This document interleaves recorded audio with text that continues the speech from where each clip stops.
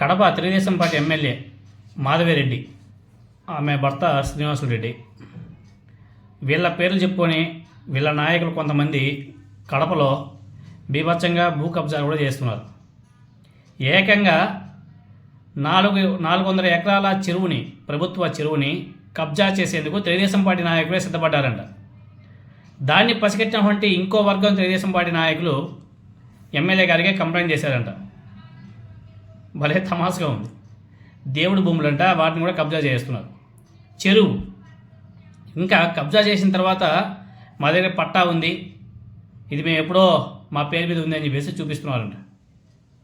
400 ఎకరాల భూమిని, 400 ఎకరాల చెరువు భూమిని ఆక్రమించేశారంటే వీళ్ళు మహానుభావులు. ఇవన్నీ కూడా తెలుగుదేశం పార్టీ ఎమ్మెల్యే మాధవిరెడ్డి, ఆమె భర్త కనుసన్నల్లో నడుస్తుంటే ఇవ్వాలి. ఇవన్నీ కూడా వాళ్ళ పేర్లు చెప్పుకొని కింద ఉన్నటువంటి నాయకులంతా కూడా బీభత్సంగా చేస్తున్నారు. దీని మీద ఆమె ఇప్పటివరకు ఖండించడం కూడా లే. ఆమె నోటీస్కి అయితే వెళ్ళి ఉంటుంది కదా, ఇప్పటి వరకు ఆమె దగ్గర నుంచి రెస్పాన్సే. 400 ఎకరాలు అంటే మామూలు విషయమా?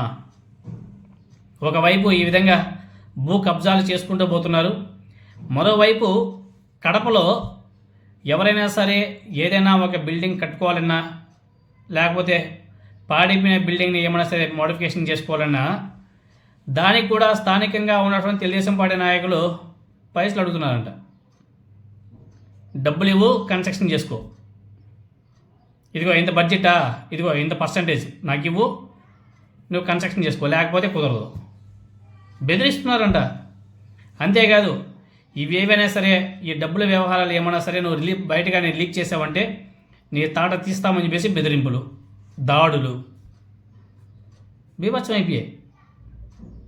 రీసెంట్గానే నిన్న నుంచి ఒక వీడియో సోషల్ మీడియాలో బాగా వైరల్ అవుతుంది. ఎవరో పాపం ఒక వ్యక్తి ఎప్పుడో వాళ్ళ తాతల కాలంలో కట్టినటువంటి ఇల్లు అంట, ఇప్పుడు అప్రాక్సిమేట్గా 65 సంవత్సరాలు అయిపోయిందంట బిల్డింగ్ కట్టి, పాతపడిపోయింది. దాన్ని ఆయన ఏదో కూల్చేసో లేకపోతే దాన్ని ఇంకా కొంచెం మోడిఫికేషన్ చేసుకోవాలనేసి ఏదో అనుకున్నాడంట. అలా అనుకుంటే ఇంకా పర్మిషన్ వగేరా కావాలి కదా టౌన్లో ఉన్నప్పుడు. అది తెలుగుదేశం పార్టీ నాయకులకి తెలిసి తెలుగుదేశం పార్టీ నాయకులు వెళ్ళి అతని దగ్గరికి వెళ్ళి 5 లక్షలు డబ్బులు ఇస్తేనే నువ్వు అక్కడ రీవర్క్ చేసుకోవాలా, కన్స్ట్రక్షన్ చేసుకోవాలా, లేకపోతే కుదరదని చెప్పేసి బెదిరించారంట. అదేవిధంగా ఏదైతే డబ్బులు అడిగిన విషయం ఉందో దాన్ని ఎక్కడికైనా లీక్ చేయకూడదు, లీక్ చేసామంటే ఇంకో వ్యవహారం ఇంకోలా ఉంటుందని చెప్పేసి బెదిరిస్తున్నారంట. అంటే తెలుగుదేశం పార్టీ నాయకులు యథేక్షంగా ఏ విధంగా దోపిడీలు చేసుకుంటున్నారో అర్థమవుతుంది.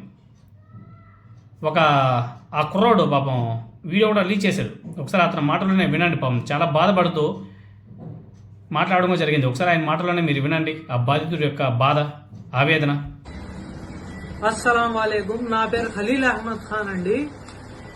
నా షాపు మెడ్రాస్ రోడ్ పైన watch shop, Priya ice cream parlour పక్కన. బిల్డింగ్ చాలా ఓల్డ్ బిల్డింగ్, 1968 బిల్డింగ్. మా గ్రాండ్ ఫాదర్ కట్టినారు. ఇప్పుడు మనం థర్డ్ జనరేషన్ అయినప్పుడు బిల్డింగ్ అనేది చాలా కూలిపోతుంది. అది చాలా డ్యామేజ్ అయిపోయింది building. Old building, 55 years 60 years building. 1968 లో మా గ్రాండ్ ఫాదర్ కట్టినారు.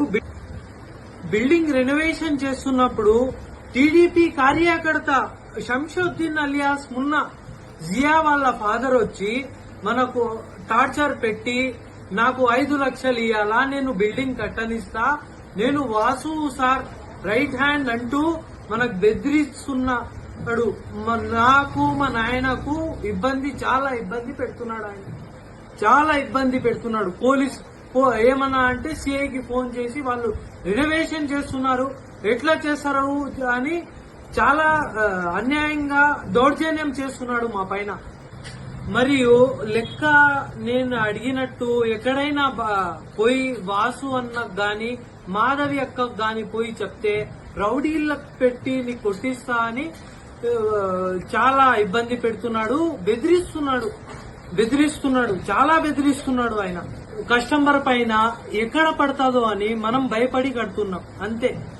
కోర్టు నుండి, అది కాకుండా కోర్టు నుండి పోయి తీసుకొని వచ్చుకున్న కావిట్ కూడా ఉంది మన దగ్గర. నేను వాసు అన్న మాధవి అక్కకు దయచేసి నేను నాకు న్యాయం చేయాలని కోరుకుంటున్నా. అంటే తన ఇంటిని తాను రీవర్క్ చేసుకోవడమో లేకపోతే తన జాగాలు ఇల్లు కట్టుకోవడానికి కూడా నాయకులకి డబ్బులు ఇవ్వాలి. అసలు ఏ పాకిస్తాన్లోనో ఆఫ్ఘనిస్తాన్లో ఉన్నట్టుగా ఉంది వ్యవహారం చూస్తుంది. ఎంత దారుణం అండి. తన ఇల్లుని తాను రీవర్క్ చేసుకుంటారంటే కూడా దానికి డబ్బులు అడుగుతున్నారంటే ఇంకా ఆ మనుషులు ఎక్కడికి వెళ్ళాలి పాపం? ఏం చేయాలి చెప్పండి? ఇంత దిగజారిపోవడం అవసరమా నాయకులు? అధికారం ఉంటే ఇంత దిగజారిపోతారా? మరి ఇంత వరస్ట్ కదా.